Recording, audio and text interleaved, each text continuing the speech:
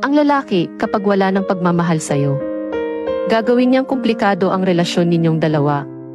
Ipaparamdam sa'yo na hindi ka na niya kailangan. Baliwala na sa kanya yung presensya mo. Hindi na siya mag-update sa'yo.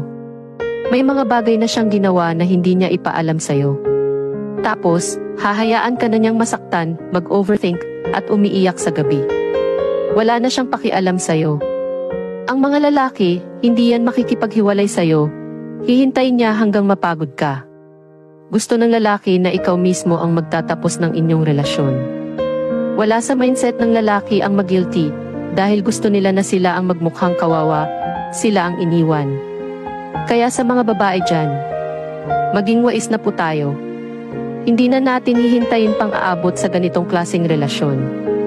Doon tayo sa lalaking handang magmahal ng totoo. Hindi yung lalaking walang paninindigan, sa simula lang magaling.